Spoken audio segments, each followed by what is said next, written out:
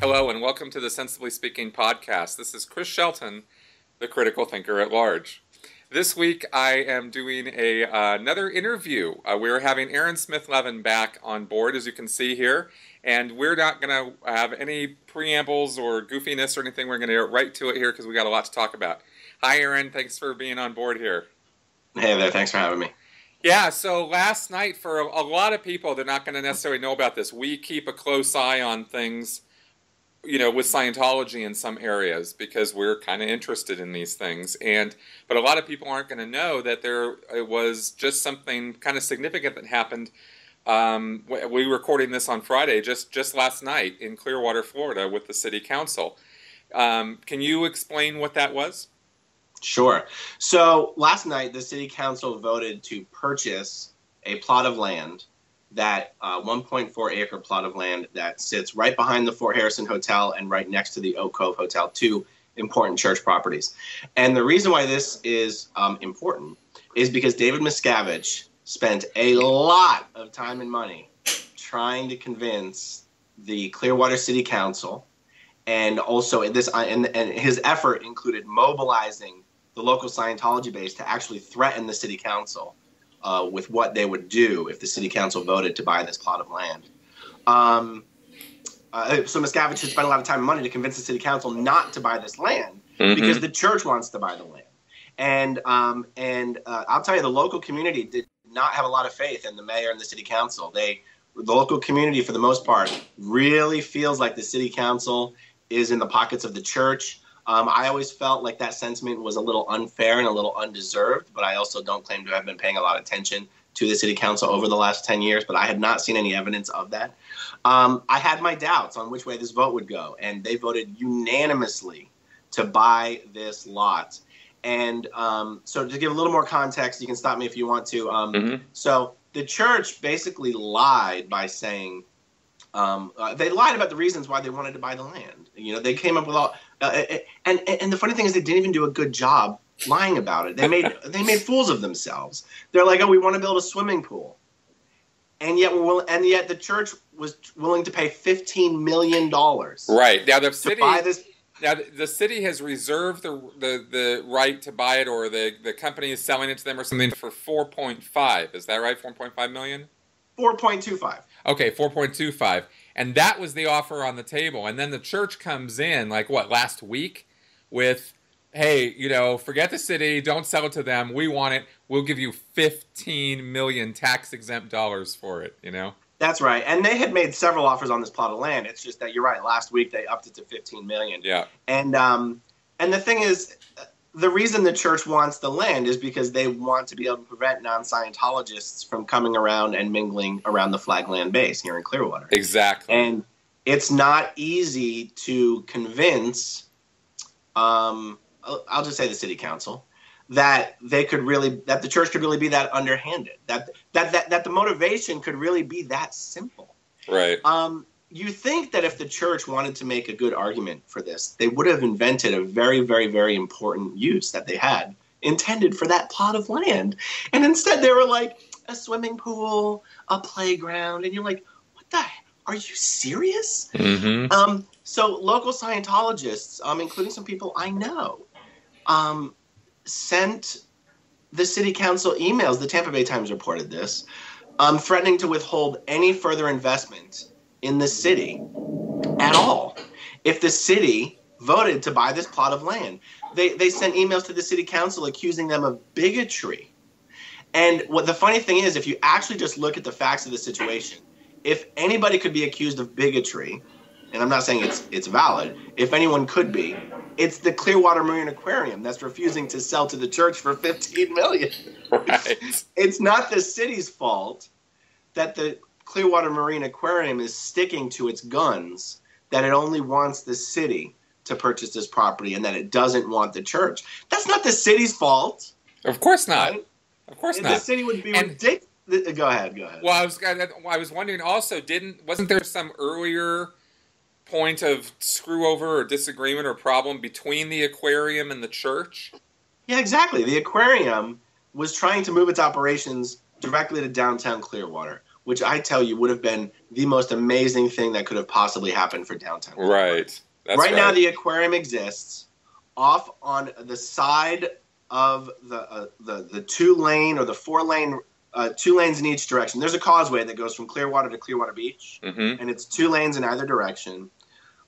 The location that the aquarium is at it's next to like a treatment facility. It's not attractive at all. Like if you saw the movie A Dolphin's Tale and you came to Clearwater to visit Winter the Dolphin, you'd be really surprised when you walked into this aquarium. You'd be like, this is the aquarium? And so they were trying to move their facility to downtown Clearwater, and they were going to build this giant location right next to Flag, which would have been incredible for Clearwater because the aquarium does tons of business. Right. And the church ran a campaign to get that whole thing killed and to cut their fundraising, their avenues of fundraising. And they briefed all the local Scientologists and the local SEER members and the staff members that they should all vote no because this was going to be a security risk for Flag. All these non-Scientologists, like Flag is not the kind of org where people are supposed to get into Scientology. Yeah, in other words, it's not an intro. I mean, you could go there and do intro services, but that's totally the opposite of why it's actually there. You could, but you and I know in the details, technically, they don't have an introductory course room set up. So technically, they would have to take someone on an introductory course and throw them into a major course room, which is violation of policy. Right. And so and so the Clearwater Marine Aquarium is sitting there like, you think we're going to sell you this plot of land? You are insane. And it's just so incredible that the aquarium really stuck to its guns. Not one representative of the Church of Scientology showed up to the meeting last night to speak on behalf of the church. Which I find actually kind of surprising, considering how much effort has been put into this. I would have thought they would have taken it all the way. I do too. I think the church probably showed its cards in the last few days when they started speaking very hostily and antagonistically about the city government. I mean, their comments. Had they done that? Oh, they had done that? Oh, yeah. Ben Shaw started flinging names and accusations of bigotry and it was embarrassing. Really? I'm sorry. I didn't quite track with that part of it over the last couple of days. So the church, because just so everybody gets this, David Miscavige personally invited every city council member to his office or to the top floor of the Coachman building, so that they or not Coachman, but the Fort Harrison, where there's a big ballroom, and they had set up this whole presentation, and this is what downtown is going to be like because we're going to help fund it. We're going to put money down so that the facade of all the buildings can be uniform and beautiful, and he had some kind of whole presentation, and he had done it to them privately. And I think had met with each of the city council members individually, just everyone who wanted to show up for the invitation. And so there was a lot of, I don't know that you call it whining and dining, but certainly efforts to impress. It was schmoozing for sure. Yeah. And then the last few days, they just must have gotten some inside word or something to do a whole reversal like that. Yeah, I mean, I think they knew, they could see the writing on the wall, and their comments to the Tampa Bay Times was along the lines of the bigotry and the hostility towards Scientologists is evident, and they don't care about the Scientologists in our community, and we're the ones being oppressed. We're the ones whose voices aren't being heard. We're the ones whose money doesn't matter. I'm like, oh my God, it's so embarrassing to hear the church play the victim card over something like this. And, to pretend, okay, if you haven't seen that, then you probably haven't seen this other thing, which was hilarious. Yeah. These Scientologists, they sent these things, and they basically did a whole 180. Like, because, Miscavige made this presentation of, we want to do this for Clearwater. We want to do this for Clearwater. Right. We want to renovate the downtown business district. Right. And then these Scientologists send emails that basically says, if you don't let our church buy land to build a swimming pool, we are going to pull all of our plans for investment in Clearwater forever.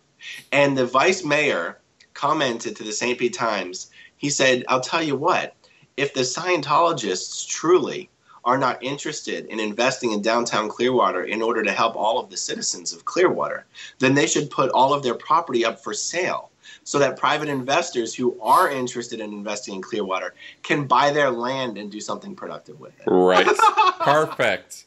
Well, that is a radical change. I had been, not despairing, but I had definitely been doubtful that the city council was going to come through, because they've been, you look into this. I mean, Scientology moves into Clearwater in the mid 70s, all under false pretenses, undercover, with fake companies buying property for the church. They weren't going in under the word Scientology. L. Ron Hubbard was keeping out of sight.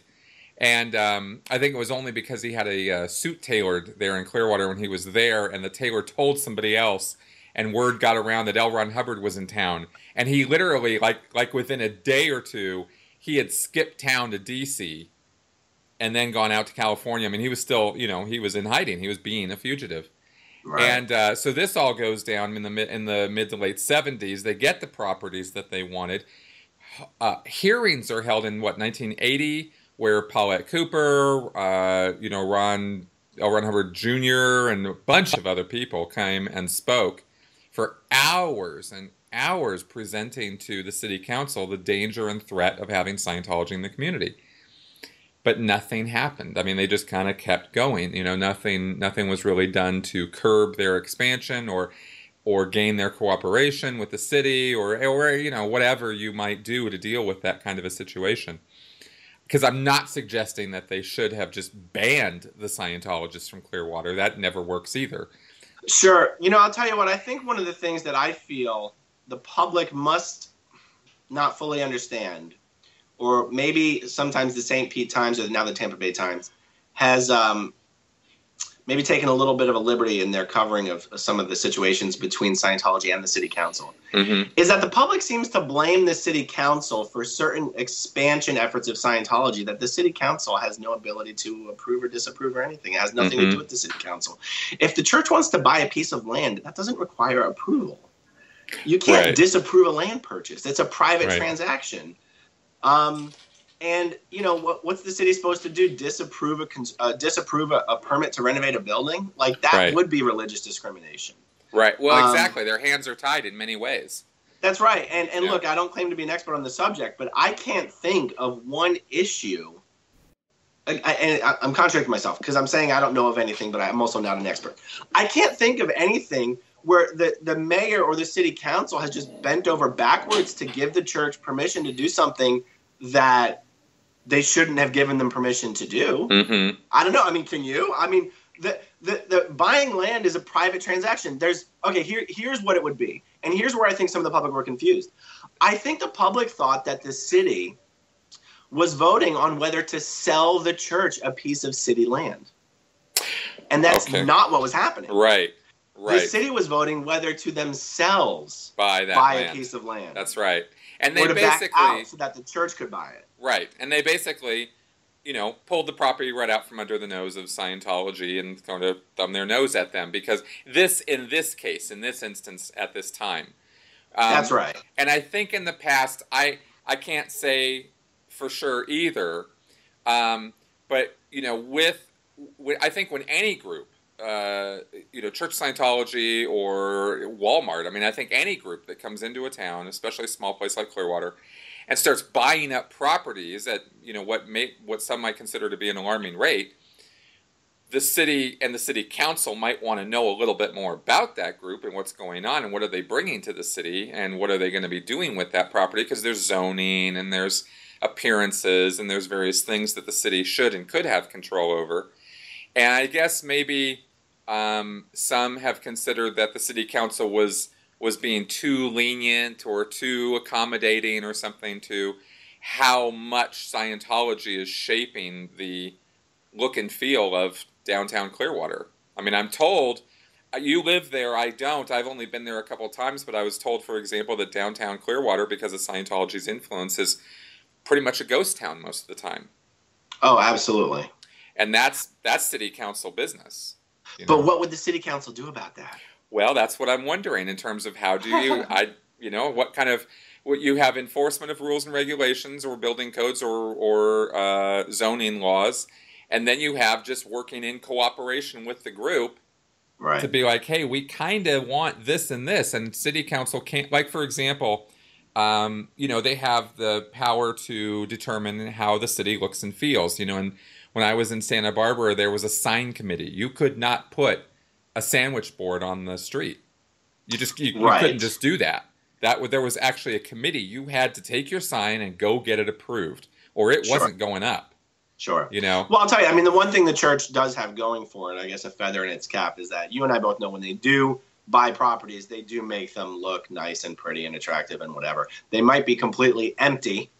Right. And the church didn't do itself any favors when it left the superpower construction site look like a total piece of crap for 10 or 15 years. But by and large, when they do buy a property, they do pretty it up and renovate it up very nicely. I think, and again, sometimes I come off as sounding like an apologist, and I don't feel that way, but that's fine. I'll just keep talking. I think a lot of the public, there's a very strong anti-Scientology sentiment amongst the Clearwater community. There is. And I think that they expect their representatives to speak with the same disdain about Scientology as they feel. Right. And I think that is incorrect and misguided. As an elected politician of Clearwater, I would not expect the politicians to speak disparagingly or condescendingly or insultingly about Scientology or Scientologists or David Miscavige or anybody.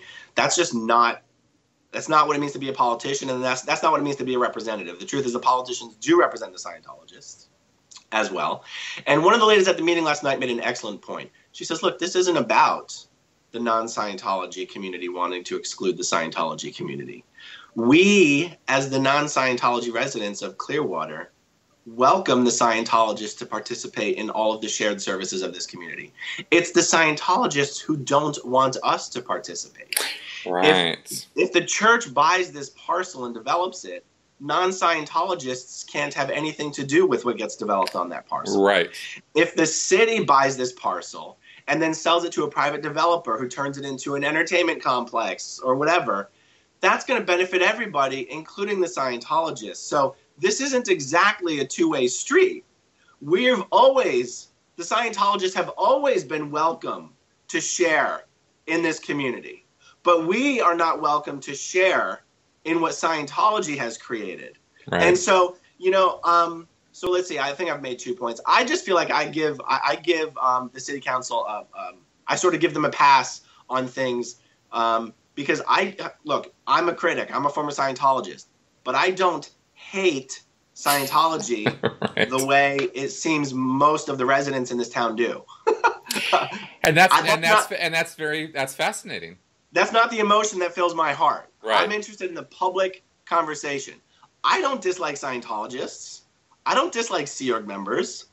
I dislike the lie that has been perpetrated by L. Ron Hubbard and David Miscavige on all of these very genuine people who are good people. Right. And I think that's what they're pissed off about too, right? And also, again, I'm kind of curious, anybody who's watching, give me your feedback and comments on this, because I'm kind of curious if there's anybody who has actual experience or knowledge about, what powers and responsibilities does a city council have, and what enforcement can it have in terms of cooperating with its citizenry, cooperating with businesses who come in, or churches that come in. Because I think another aspect of this might also be, because they're a church, if they purchase a property, the city's not collecting property taxes on that property anymore. Mm-hmm. That, again, is something I think a city council should rightly be concerned about, because that's the city's income. That's right. And it's a good point. It affects the tax base. It doesn't just affect the property tax base. It also affects other certain tax revenues. Right. So one thing that was mentioned in the meeting last night is that this lot in question over the last 30 years has been on and off of the tax rolls based on who had owned it at the time. Mm-hmm. And I think six out of the last 30 years, this property has actually been on the tax rolls. And 6. But if a nonprofit, the city council, if a nonprofit purchases a property, and realize the church buys most of its properties through, blinded trusts and LLCs and whatnot. Right. Yeah, that's not subject to city approval. Right. But they do have to be conscientious about, I mean, otherwise, if they had no power over this at all, or no power or ability to affect this at all, uh, then the city could literally be just taken outright from under it because somebody comes in and purchases all their property. Which, you make a good point. You know, you make a good point. I think they have some say-so in this. And I think, and again, I'm asking for feedback on this from people because clearly we're not experts on this, but I like this rubber meets the road discussion because it's like, well, what were they supposed to do? Right. I think my understanding is zoning laws. Like you zone a property for a business, well, that means a church can't go there, a resident can't go there. It's zoned for business. Versus this is zoned for housing. So again, churches and businesses can't buy that property. It has to be residential. And I think that's how a city parcels out its space, its square footage, so to speak, to balance, what are our income demands and tax demands. And this is how the business of city works, I guess. But I'm just guessing right now. But it was still nice to see that the city didn't cave to what was clearly a marketing and then a negative PR campaign by the church to get them to sell, So let me say something. One of the local Scientologists who sent an email to the city, her name is Natalie Nagengast, and do you know the Nagengasts? That name sounds familiar to me. So their father is very wealthy. Mm-hmm. So Natalie Nagengast has a brother, and I'm going to forget. It begins with a B, but I don't want to say the wrong name. Mm-hmm. He's well known locally in Clearwater because he's young. He's my age or younger, and he is wealthy. He owns this big piece of land up in Illinois. It's like a paintball. He owns a big paintball facility. Like the land is so big, it's rented out to things like the Savage Run and the Tough Mudder, and it's a giant piece of property. That's also a huge paintball thing, right? Uh-huh. And he's well known down here. So his sister Natalie, she created this. It's called the Pierce Street Market. So down on Pierce Street, you've been here to Flag, right, Chris? Yep. Okay. So Pierce Street is what's between the Fort Harrison Hotel and the big pink church next to it. Oh, it's the one that runs right in front of the Fort Harrison. Okay. Right on the side of it. Okay, on the side. Got it. So if you take Pierce, that's what takes you down by the tennis courts down to the water. Well, she's created this thing. I'm not sure if it's once a week or once a month. It's a giant outdoor market. So it would be like, there's like that farmer's market on Hollywood Boulevard every week or something. Yeah. It's like that, but bigger. Okay. And it's been a big success.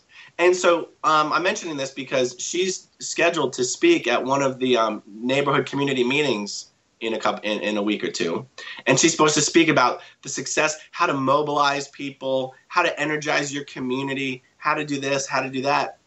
And I'm going to attend the meeting and be like, oh, hey, Natalie, good to see you. I haven't seen you since you had to disconnect from me. Hey, I had a question. I know she had put in a proposal to the city to create an outdoor market. My screen's just turned up. She'd created a proposal to the city to create an indoor market in addition to the outdoor market. Okay. And so then when all this started to go down, and that she would have only done this if the church asked her to do it, she sent an email to the city rescinding her application, almost acting like a punishment, saying, we're going to revisit this issue once we see what happens with the downtown business district. Right. Well, and there's zero surprise there, Right. I mean, they would call it activating all of their comm lines. Exactly. And the Tampa Bay Times tried to reach out to her and ask her to comment specifically on why she did that and whether it was tied to the vote on the parcel, and she wouldn't answer. And so I was going to show up to the meeting. I mean, it's a meeting I go to anyway. Be like, hey, Natalie, good to see you. The Tampa Bay Times reported that you rescinded your application for that. Would you care to explain why you did that? Right. Absolutely. You can run from the Tampa Bay Times, but you can't run from me. No, absolutely. Go for it. Now, and city council or not, the one thing that has been, I think, alarming to or dismaying to a lot of people maybe in that area, certainly to Scientology watchers, around the world is the thought or threat of what continued land purchases means to Scientology, right? And I kind of wanted to get into why are they doing this? Where are they trying to go? And so I'll give you my perspective. There's two answers. Yeah. There's two answers. One, I do think they're trying to create sort of a buffer zone around Flag that they can control as much as possible to keep non-Scientologists from being in the area, more specifically to keep people who are actually antagonistic to Scientology out of the area, people that they know are commenting on the blogs, people that they know have been declared. Yep. Just because you're a non-Scientologist doesn't mean you're antagonistic to Scientology. But, you know, let's say someone who was declared opened up a small business in downtown Clearwater. And I think the church wants to be able to make sure that person can't get a lease. Yep. So, you know, one of the biggest building in downtown that had not been owned by Scientology was called, I call it the SunTrust building. Some people call it the Atrium. It says SunTrust on it. It's just known as the SunTrust building. It's huge. It's a huge office building. There's not any retail in this building. The church bought it for like $13 million. Why does the church want to be the landlord to 50 small businesses?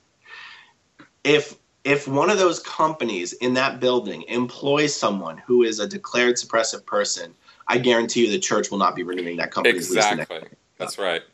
Right. Or they'll hike the lease rate so high that people have to leave. That's right. And you and I know there's plenty of examples both in Clearwater and in LA where I'm thinking of this one. I can never remember if this example I'm thinking of is Clearwater or LA. It's called Mailboxes, Etc. Was that a little business in near the Pac base, or was that? I think that was. I think I certainly have seen something with that name or like that name in the LA area. And it was owned, I want to say, by John Suki, but if that's wrong, I apologize. It was owned by someone who became gradually very well known to be antagonistic to Scientology. And it was a place where many Scientologists and even some SEER members had P.O. boxes. Right. It was that kind of place. Right. And people were absolutely told to stop going into that business. Yep. And eventually it went out of business. Well, yeah, if you're going to open up a business within a block area of a Sea Org base, you know, even 2 blocks, I mean, you better be in good standing with the church, you know. So I'm mentioning that because we already know that the Sea Org and Scientology will absolutely mobilize its people to not patronize businesses owned by people unfriendly to Scientology. So this idea of now actually simply becoming their landlord takes it a step further. So it's possible there's some other components to this as well. The church told the city, and you can't take this at face value, but they told the city, like, no, we're going to resell this building, the SunTrust building, to a private investor. Like they bought the, if you're familiar with Clearwater, they bought the Trickles Jewelers building. That's not even in the business district. Where is it? Oh, it really was right there? Myrtle, it's on Myrtle and Cleveland. Yeah, okay, so that's the very corner of the business district. If you take David Miscavige at face value regarding this plan to slam dunk a downtown business district, which I do take him at face value because my position is that he's doing it for Tom Cruise, right? I think this whole thing of I'm only going to do it if you let us buy this land was just an effort to try to buy the land. I can understand him buying. You think he's going to come back and do a try it again sort of thing with the city council? I don't know that there's another piece of land they want so bad. Like this other land, you know what I mean? I don't know that there's another. But I mean, renovating the downtown thing, like that whole facade thing, and let's all. He doesn't need approval to do that. That's what the mayor was trying to explain to people who were getting so angry that they took this meeting that they met with David Miscavige. He's just showing us what he wants to do. He's not asking for our approval. We don't have the power to approve or disapprove what he's proposing. If David Miscavige wants to give money to a business owner to say, hey, let me renovate the front of your building to make it beautiful, that doesn't require city approval. Right. All they would have to make sure they do is have the facades built according to whatever local rule and regulations exist for facades. Which, of course, the church would follow those regulations. Yeah, of course. And because otherwise it would never get approved. Right. And Okay, so what I was saying there is that if you take David Miscavige at his word that he wants to slam dunk this business district, I can understand. Oh, and that he's going to personally recruit the retailers to fill the storefronts. I can understand him buying vacant properties. I can understand him offering exaggerated sums of money to buy storefronts that don't have tenants. Mm-hmm. So I can understand trying to buy vacant storefronts and vacant lots. I cannot understand buying occupied buildings and buying storefronts that are already occupied and have been there for decades, like Trickler's Jewelers. Okay. The SunTrust building. Like even the mayor spoke at a meeting a few weeks ago that I was at, and he admitted, he's like, look, the church just does things that doesn't make any sense sometimes. And he says, for example, why did they buy the SunTrust building? Like he said this publicly. He goes, why did they buy the SunTrust building? I don't know. It doesn't make any sense. But now they're the landlord on it, so it's an investment of purchasing a building and basically being a developer. I mean, or a real estate. It's a real estate venture, or it's an investment. You buy the property, now you own the property, you rent those or lease those spaces out. The church is now making money on that. It's true, but I'm telling you, if I was still an active Scientologist and I was constantly hearing how the church needed more of my money to fund its humanitarian efforts of saving the entire planet, and then I heard that the church had dropped 13 mil on an office building, I don't think I'd be like, that's a really good investment. No, I get it. I have this idea that Miscavige is right or wrong. I'm not sure yet. That's why one of the things I wanted to talk to you about on this thing is that he is buying up property like a chessboard. Like if you regard this downtown area or flag as an epicenter of let's control this property. Let's control this whole area. I think one aspect of it, or one benefit of it, is no SPs can show up. I mean, they could even, if they start buying solid blocks, and if they owned like the 3 blocks around the Fort Harrison, conceivably, they could start closing off streets and stuff too. Possibly. Right? I mean, as far as protesters, I don't have that fear, but I know many locals do. Mm-hmm. Because the truth is, if you're a local person and you somehow managed to stay in business in downtown Clearwater for this long, you clearly don't have an urgency to sell your business, and you don't like the church, and you're not going to sell your business to the church. I think your original question there was about, I think, the SunTrust building. And I think that just comes down to being able to make sure that they can control whether SPs can spend as little time in downtown Clearwater as possible. Right. That's why I make it a point to personally go downtown as often as I can and hang out in the front tables of the bar that open up right next to the Coachman. And I just sit there and say hi to all the Sea Org members that walk by. What kind of responses do you get? Those that don't know me will say hi, and those that do shuffle by very quickly and just kind of like. Right. Are there many? Is there much in the way of protesters and stuff? Does that go on much down there? No. No, but it's a pretty dead area, as I understand it. I mean, you go down there during the middle of the day. Yeah, they'd be protesting to nobody. Right. So, the only people down there are Scientologists for the most part. Anyway. That's right. You never see public Scientologists walking down Cleveland anymore because they don't study at the Coachman anymore. They all study at the Flag Building, which is 2 blocks away. Okay. And so the only people you really see walking there is people walking the social betterment activity buildings is right there behind the Clearwater building. Mm-hmm. And the Clearwater building still does have some Sea Org offices in it. So there'll be Sea Org, and the Coachman building is the staff college now. It's where all the staff do their study. Okay. So, the Sea Org members aren't really allowed to walk around anymore, right? They have like 20 buses that are constantly running between the buildings. Mm-hmm. So, but there's no bus that runs from the Clearwater building to the Coachman because it's half a block. Why? So why is it? I've known. I just realized nobody's going to really understand that thing with the buses. It's been that way for a long time. I mean, since the 90s, that policy went in about, Sea Org members go from building to building by a bus. They don't walk. Late 90s then. Yeah, because it was Because I can tell you why it was implemented. Yeah, no, but why? Yeah, why was it implemented, or at least what did they tell you guys? Well, from experience, what would happen is you had at every meal you had about 1,000 out-of-org trainees crossing the street at a time, scaring the holy shit out of all of the poor citizens sitting in their cars at the stoplights. Now, of course, we were told you have to follow the rules and you have to have good PR, so you have to walk through the crosswalk.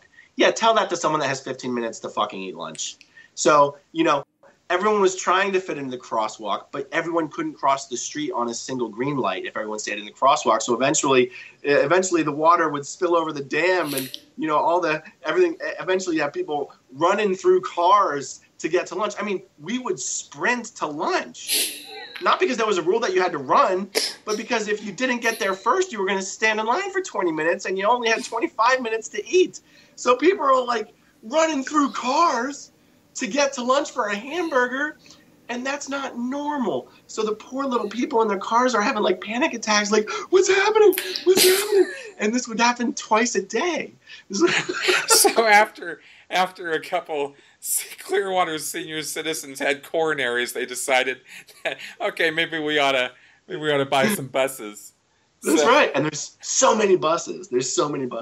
Well, there must be, because but also you were there at a time when there were many trainees from every org in the world there. Yeah. So you had a lot of people there, and I don't know that. I don't know. I mean, over the last 3 or 4 years, I have no idea how many full-time training evolutions they've done at Flag, if any. But I don't know. Yeah, and so now the Flag building has a giant cafeteria on its basement floor. So they're really, if you're in the Sea Org at Flag and you work in the Flag building, it's kind of like it was for us at PAC, where you could wake up in the morning, go to eat, and go to your work, go to eat, go back to your work, go to eat, go back to your work, and go to bed without ever leaving the building. That's right. Because it was all connected. That's right. The Sea Org members still live at the Hacienda and at the Sherwood Gardens, which is next to the Hacienda. But once they go to post at 8:30 in the morning, if they work in that building, there's no reason to leave until they're ready to go home at 10:30, 11 o'clock at night. Right. So you just don't even see them at all now.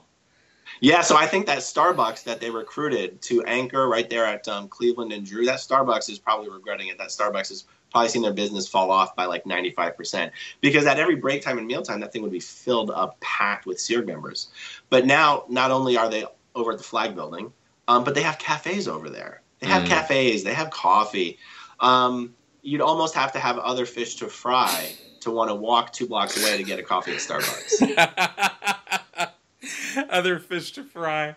That's an expression Hubbard used in one of his LRH executive directives, which was giving this idea that staff who aren't on the ball and with the program had other fish to fry. This is not a Scientology idiom, but it's a funny one because it's almost become a Scientology term. It's like, oh, he's got other fish to fry.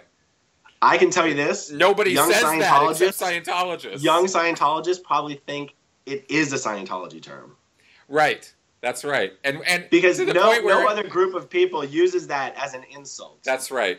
That's right. I have other fish to fry just means I have other things that are more important than this. That's right. But in Scientology, it's used as an insult. You have other fish to fry. Exactly. What are your other fish to fry? It just becomes more loaded language. I did a whole podcast last week on that, and I know you're doing some videos, which I actually name dropped you. On the word clearing videos you're doing. I think I think those are a good idea because I'll tell you one thing is you're absolutely right that if you're going to talk to a Scientologist and you're going to at all be critical or at all try to use the lingo, the second you make one mistake, you're written off as you don't know what you're talking about. That's right. And it's funny because as much as I wanted to do these videos, because I just love talking about the subject, and I love explaining it to people who've never had it explained to them properly before. But I also know, and I'm glad you mentioned it because it's good that we're talking about this. I also know that there's a lot of people out there that might be offended at the idea that people should understand the Scientology words or something like that. Mm-hmm. That maybe I'm giving credence. That's not the right word that I want to use. Well, like credibility, or you're endorsing it. Right. What's the word? Like, whatever. That maybe, I'm giving them too much importance. That I'm paying them a little too much attention. That anyone should know or want to use these words. And so I wanted to keep it to only, not. Wow. I told him not to come by here, and he's working right outside my window. Okay. I wanted to limit it not to words Scientologists use that people might want to know what it means, but what are the words non-Scientologists most commonly misuse, and limit it to that, right? Yeah. And because I wanted there to be a specific delineated purpose for the videos, because otherwise I could just go through the entire Scientology dictionary and explain it, and why the hell would I do that? Exactly, because there's big dictionaries and they got a lot of words. And so I've been taking my cue from the comments and the messages that I receive.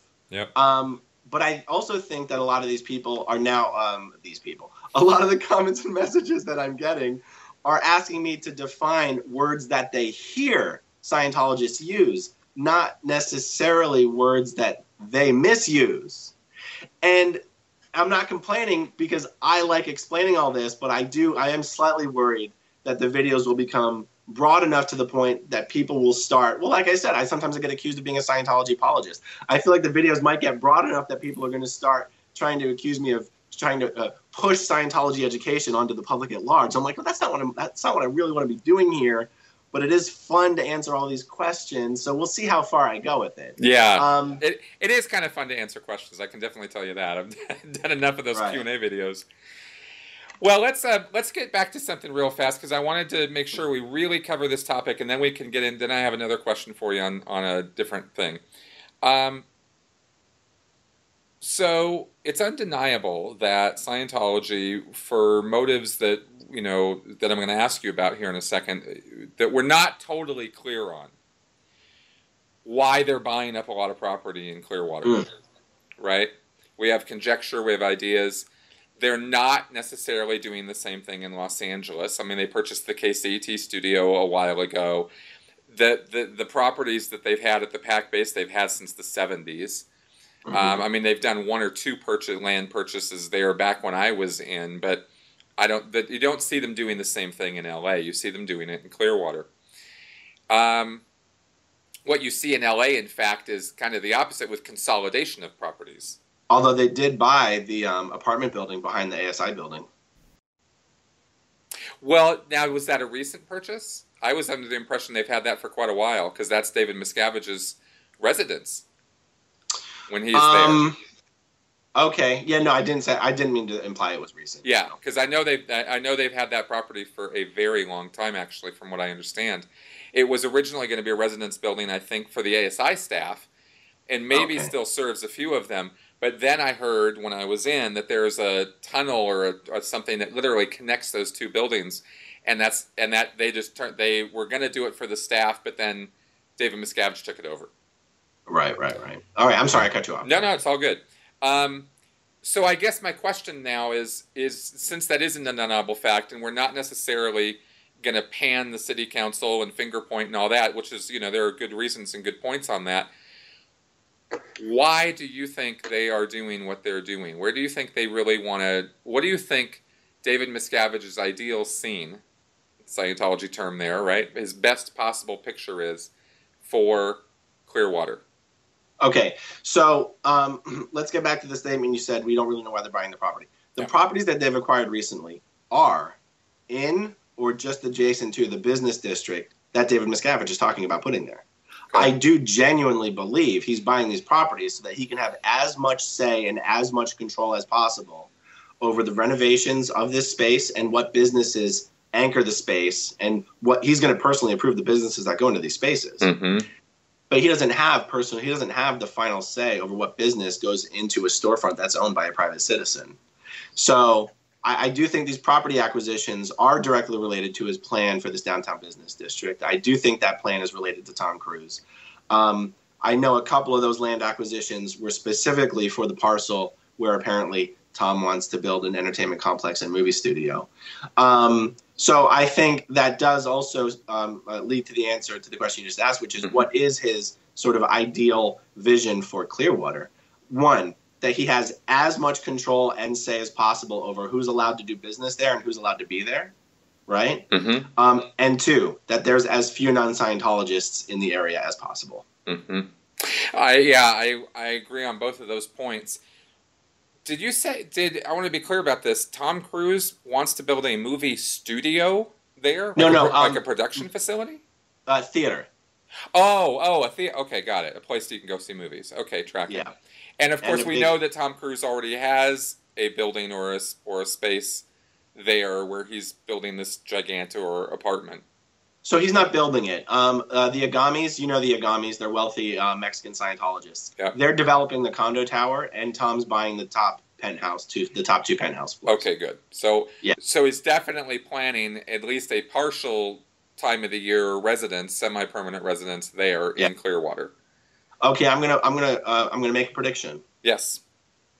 When I first heard of the SunTrust purchase, I personally, my knee-jerk, my gut feeling was that Tom's looking to spend a lot of time here. And he might take the top. It would not surprise me to see Tom Cruise take the top 2 floors of the SunTrust building for his personal production studio offices. And the church wants to own the building so that it can fully retrofit this thing out. So it's like, top of the line security, everything with security guards. Like it could be Tom's where he has his offices. It could, I don't think he has Cruise Wagner Productions anymore. Maybe he does. I don't know. Does he still have United Artists? I don't know. But, if he's going to move to Clearwater, if he's going to help Dave build this business district, if he's going to build an entertainment complex, why wouldn't he move his business offices here to Clearwater? Right. Why wouldn't he have the Hollywood execs fly here to do meetings with him? Why wouldn't he do everything he can to bring attention and money and some prestige to Clearwater? And we'll see. I think that makes perfect. That actually would make sense why the church would buy the SunTrust building. Right. Yeah, that's exactly right. And it also fits in with their bromance and the way that Miscavige, makes major decisions for Scientology's future based on pleasing Tom Cruise. Exactly. I mean, the whole ideal org thing, one of the possible points of genesis for that was Tom Cruise. So he could bring people to the churches. Yeah. So that's not a stretch to that conjecture. It's good conjecture. Yeah. I've also been wondering, though, about the long-term plan in regards to Clearwater is the only place Scientology actually makes money. I think the other. Are you sure? Pretty sure. I mean, the PAC orgs make money. However, I think they barely break even when you compare it to their operating costs. And I say that somewhat advisedly, right? Having talked to a couple people, and also having worked there since from the mid '90s, through to 2012, watching the income graphs go down by a half to 2/3 over that period of time. In 1995, when I first showed up in PAC as a Sea Org member, AOLA's targeted income on a weekly basis was $1 million. And they were pushing for that, and they did it a couple times, but they were routinely in the $800,000 to $900,000 income range. ASHO, Day, and Foundation combined were usually about $300,000 to $400,000 to $500,000. That was in 1995. When I left in 2012, AOLA's great week was $200,000, and ASHO, Day, Foundation's great week was $100,000. Dude, when I left in 2006, a great week at ASHO was 200. Right. So 100, we weren't paying the staff. Exactly.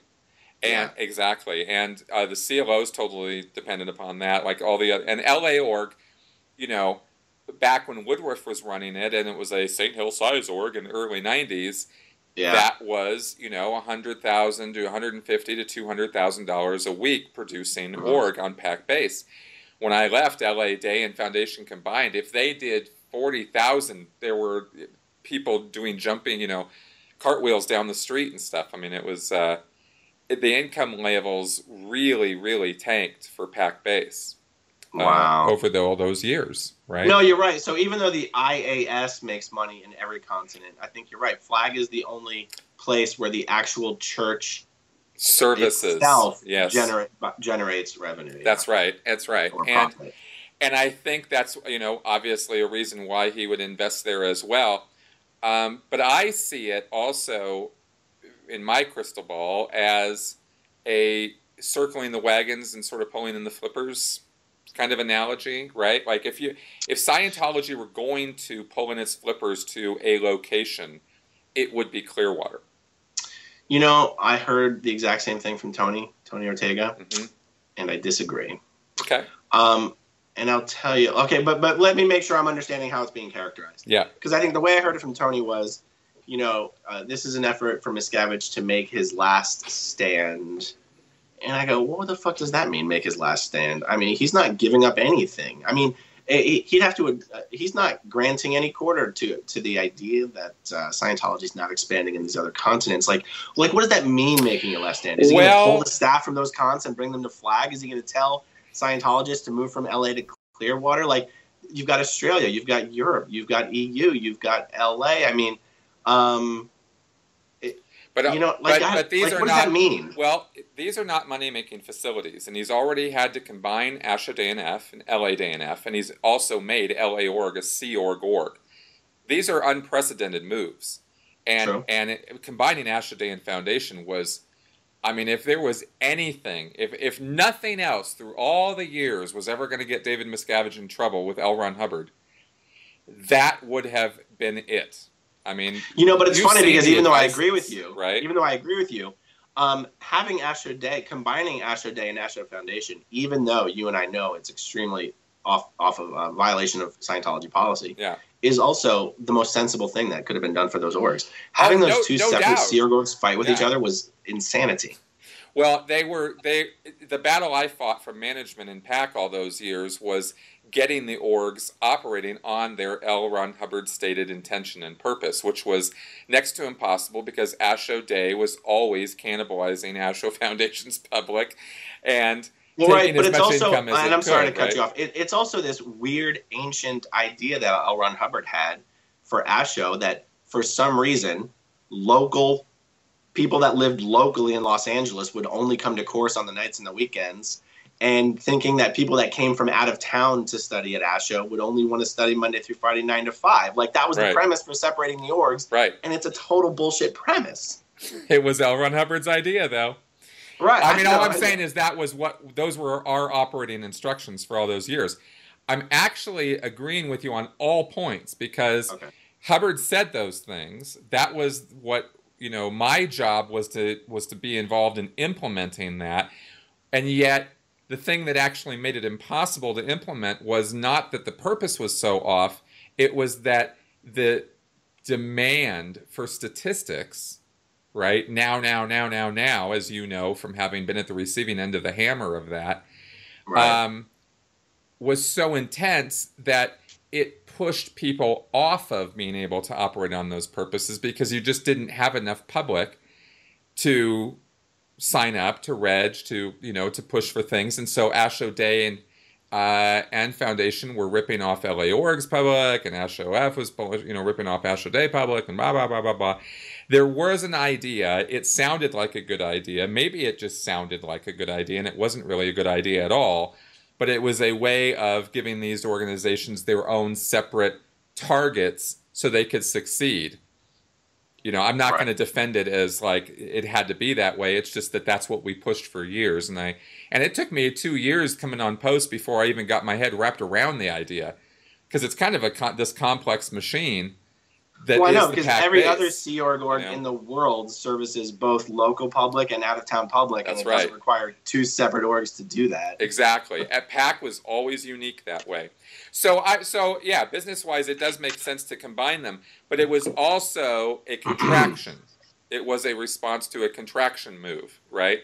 There was less and less public to service, so let's stop wasting resources with 2 organizations and just make them one, and then turning LA org into a Sea org. That was surprising. I didn't see that one coming. But but they're still not. But they're not. My point really is that they, even having done that, it's not like PAC Base is thriving and financially solvent and viable and successful. No, not at all. And if PAC isn't, and PAC was always, West US was always the money-making continent for Scientology outside of Flag. So Chris, let me jump in with a question here. Yeah. This idea of pulling the flippers or making a last stand. Yeah. How does dumping a bunch of money into downtown Clearwater to make it pretty, how does that in any way help raise the statistics of Flag or anything? See, that's why I wanted to talk to you about it, because I'm not totally sure myself, except that it secures the environment, which is a point you made, which is a good one, right? Because you know how David Miscavige feels about how he's always surrounded by SPs, right? So if his thing was, it's almost an obsession with him, where if he gets rid of all the suppressives in the environment, then, you know, they have to flourish and prosper, could be an idea he could have, right? Right. I mean, that's one thing. The other thing is having, is also the bean theory of Scientology finances, where you invest beans in areas that are actually making you money, and you deny beans to areas that are not pulling their weight. I know, true, but even in the bean theory, the beans you're investing aren't just to reward people. It's also to invest in more, service facilities in the areas that are already producing. So it's like, if you've got the auditor that's auditing a lot of hours and generating a lot of revenue, you're going to invest beans into things that makes that auditor's life easier and more streamlined so that he can do more auditing. You're not just going to give him a $10,000 bonus. That wouldn't necessarily be in keeping with the bean theory. I get your point. But I have been seeing, like, if you look at the latest, I don't have it here in front of me, but the latest copy of Scientology News does not mention any organization that's not already ideal. Oh, yeah. Right? Yeah, right. I've been watching this for years of management stopped managing pretty much after the basics came out. I mean, there was already, the golden age of tech kind of destroyed auditor training, and then the ideal org thing made it all about money, right? For fundraising and for purchasing buildings. And the management of organizations, in order to get them bringing in new people, get them servicing them, selling books, all of that went out the window compared to what was going on when I first arrived in management in 1995, where it was all about, you better have your book sales, you better have people being serviced, where are your clears, where are your auditors?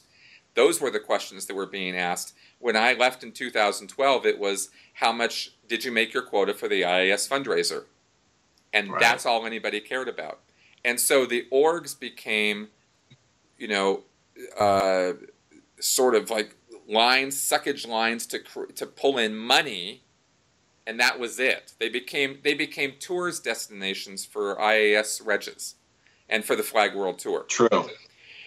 So, but to expand on the point that you're making here, even though we said that these other Sea Org units don't generate revenue by selling Scientology services, they do still generate revenue from the IAS, from all the Scientologists that live in these areas. Yes. Right? Oh, yeah. The IAS is still making money in all these other cons, and that's really where Scientology makes its money. So is Flag really all that special? I mean, don't get me wrong, Flag is special. Even the IAS even makes 10 times more money at Flag than they do elsewhere. But I don't see them, I'm going to say, giving up or giving in these other continents where the delivery statistics have been dwindling. I think to a large degree, David Miscavige cares less and less about those delivery statistics. He might still pretend like he does. He might still, bring down the reign of terror on people for letting those statistics go down. Yeah. But if he knows that those delivery statistics isn't where his bread is being buttered, he doesn't really care as much that those statistics are down. If he can make all of his money in the IAS and have a bunch of... No, that's what I'm saying. But when your business model, I agree with you that he doesn't care about them other than as, outposts to send IAS Reg Tours to, or the Flag World Tour. Right. But my point is that that has been going on for a while now. And when you cease to control your outposts, I mean, it's kind of Roman Empire-ish a little bit. It's like it slowly contracts. It didn't all just happen overnight. It wasn't like the Germanic outposts were manned one day and they weren't manned the next day. It was an attrition. And the lack of attention, the lack of promotion, the lack of marketing, I mean, there's really nothing being done to support orgs like Hawaii, Albuquerque, these little tiny places that have never been anything and are never going to be anything. Even the Super Bowl commercials are only aired in cities that have their ideal orgs. That's right. And even all the cities that have ideal orgs didn't get them. I mean, I watched the Super Bowl this last year, and it didn't happen here in Denver.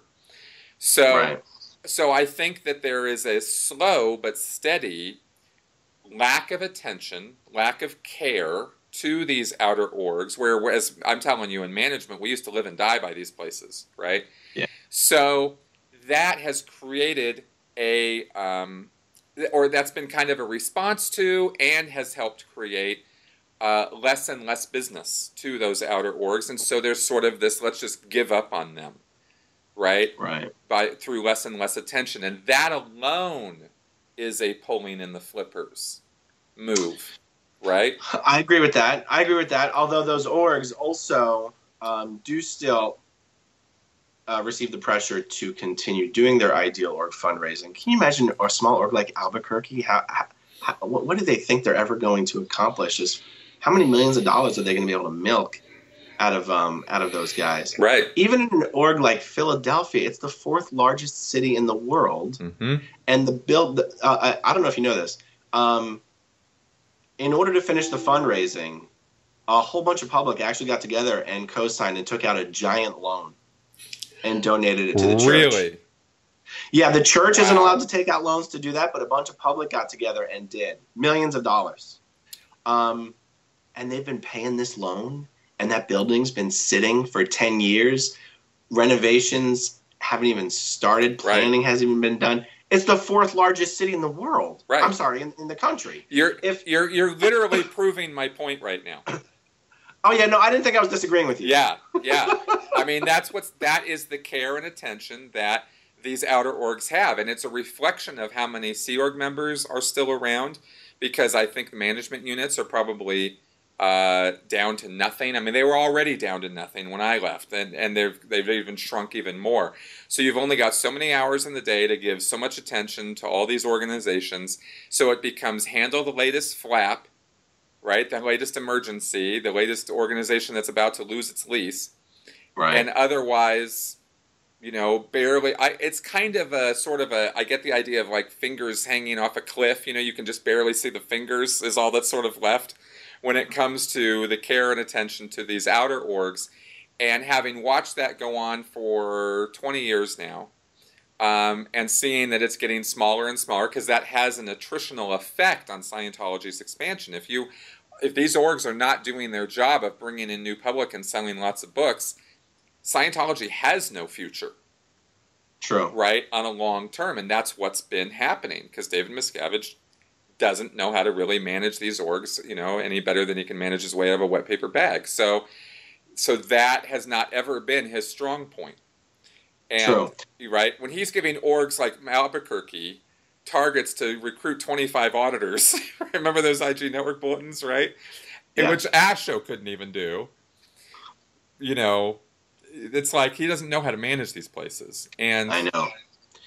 But so So I'm just saying that I think that if you were going to invest the money you had, Clearwater would be the place to do it. And seeing how the other places are not getting the investment, not getting the expansion, it looks like a pulling in. But investment in what way? Like this is let me clarify something. Yeah. I think the way you've described, and I agree with how you've described it, that Scientology management is only paying attention to orgs that have made it go right to buy and renovate new buildings. Yep. But that's because they think they can get these other orgs to toe the line by punishing them by ignoring them, right? They think that we're like, you guys haven't made it go right. You guys aren't supporting chairman of the board. You guys come back to us when you're ready to get your shit together, and then we'll help you when you're ready to help us. I don't think it's an intentional. I don't think their intention there is to be like, okay, we don't care about Scientology in Albuquerque anymore. No, I don't think that management is like that. Okay. No, I don't think management's like that, because I mean, that's where I worked. I mean, I definitely know that world, and that world is about caring about the orgs and wanting them to get bigger and better. But when top management doesn't care about them, and I am convinced that top management does not care about those outer orgs, except as places to send dredge tours to, I think he's given up on them. You know, and I also believe, and I've never asked you about this. I believe that David Miscavige is not a firm believer in Scientology, actually. Not the same way L. Ron Hubbard was. I agree with you. Sometimes I take a step back and I ask myself, could it be that simple? Because I first of all, fundamentally, I agree with you. Yeah. Someone who believes in Scientology, regardless of what you think of Scientology, yep, is someone who believes people should be treated with care and respect. Exactly. And that's just point number one. It's also somebody as an executive who believes that staff should go up the bridge. Exactly. Right. And if you believe in Scientology, you believe that you should be going up the bridge. Yep. And we all know that David Miscavige does not let himself get audited anymore, and hasn't in a long time. And not even LRH was guilty of that sin. Exactly. And Miscavige does project his own fear of auditing onto others by preventing others from getting auditing that they actually want. That's right. So in that respect, it's easy to say he doesn't believe in Scientology. Right. But does he believe does he believe that LRH was like, does he believe that he is this super being who has transcended the ability to need auditing? Like, does he believe Scientology, is it possible his belief in Scientology has become so twisted, kind of like, you know, I think of Sultan Griss and Lumbar Hist from Mission Earth. Is it possible that he thinks he does believe, but his belief has become so corrupted and twisted and internalized, and his narcissism has turned his belief into something that doesn't look like belief to a Scientologist? That's possible. It's totally possible. That's going through a lot of steps. Exactly. What's important to me is whether David Miscavige personally believes in Scientology or not, he doesn't act like he does. Exactly. That much can be said. On an empirical level, it's very clear he doesn't act like a Scientologist executive. And, or at least as one should act as described by L. Ron Hubbard. The only reason I established that is because I think then it's easy to see why he could be more into the business model of Scientology than maybe Hubbard was. And so, you cut your losses. You only invest in things, that he sees on a short term are going to get him some return or something. You know what I mean? Or otherwise he just doesn't think about it. It's possible. And again, for me, I think I really do come back to saying the simplest explanation of what he's doing for Tom. And I agree with that, yeah. And the SunTrust building, he's buying it for Tom. Now, maybe Tom will buy the building from the church. Or, who knows? When I say buying it for Tom, you know what I mean? Yeah. He's buying it so that he's not literally buying it to give to Tom.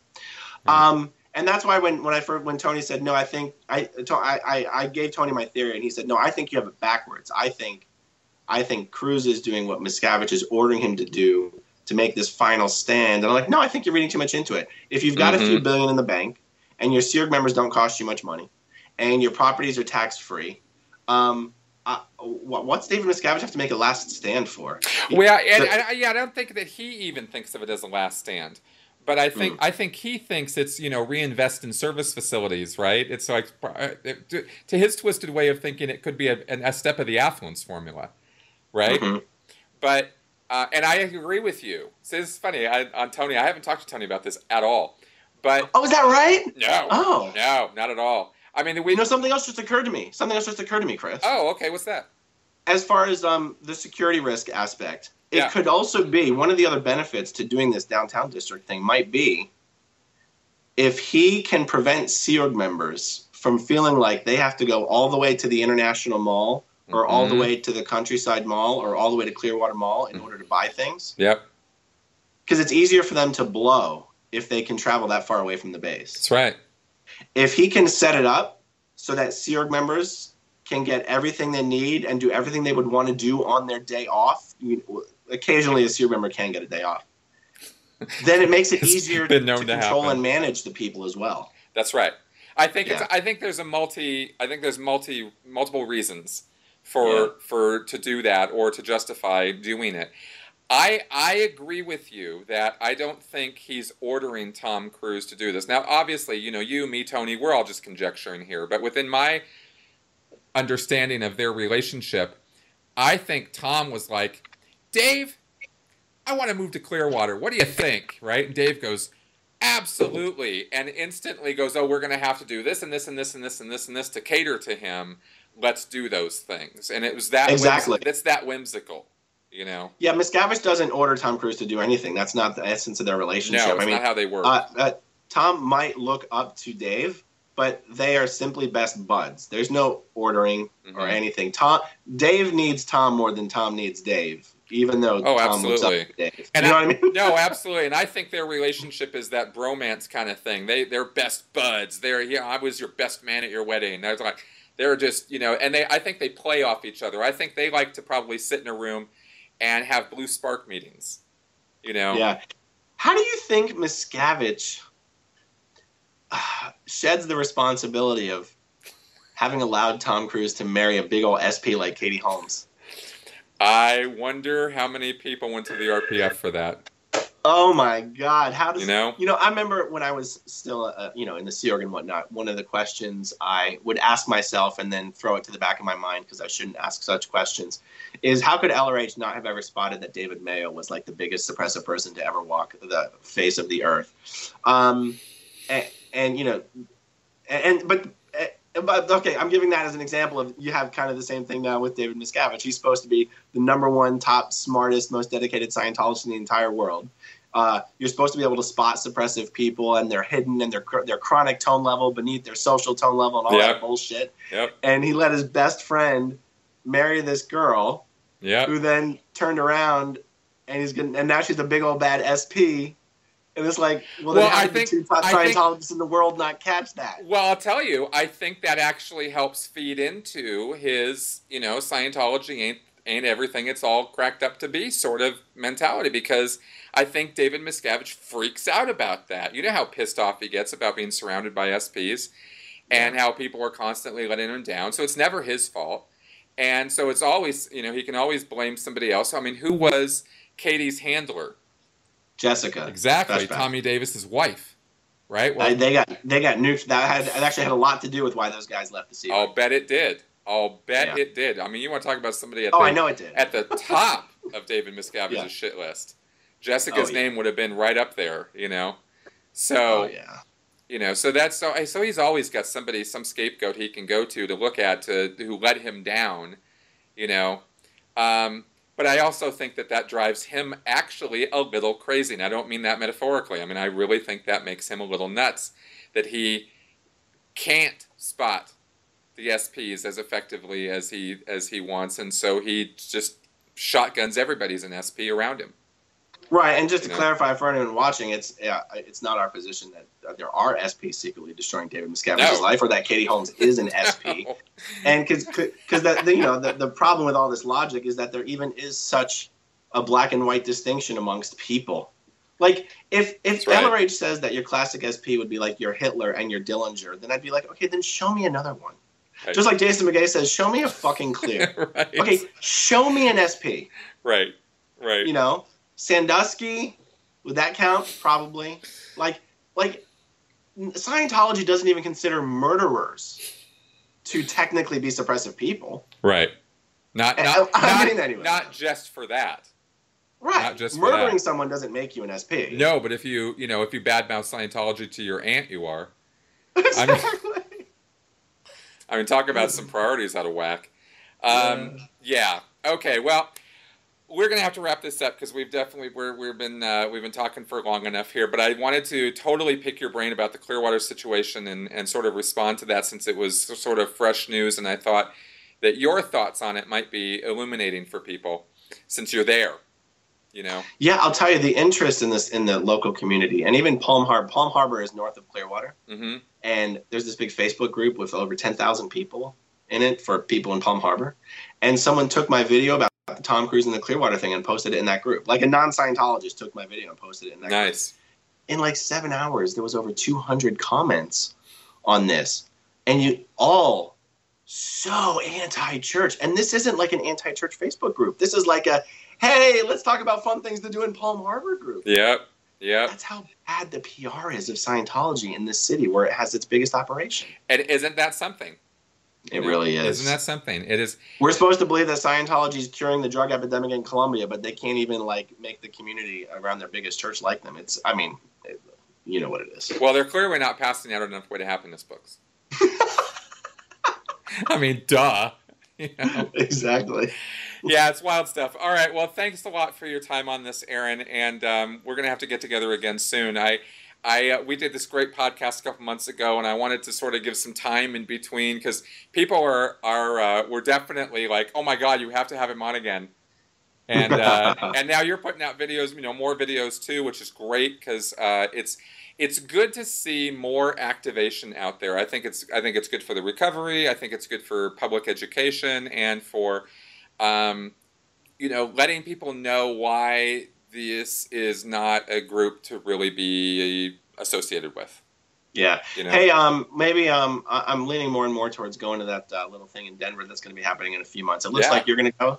Oh yeah, it's right in my backyard. Well, if I'm out there, then let's do one in person. Perfect. Let's do it. Yeah. Cool. Yeah, I have some ideas about maybe bringing a camera down there, so might be fun. Okay, cool, man.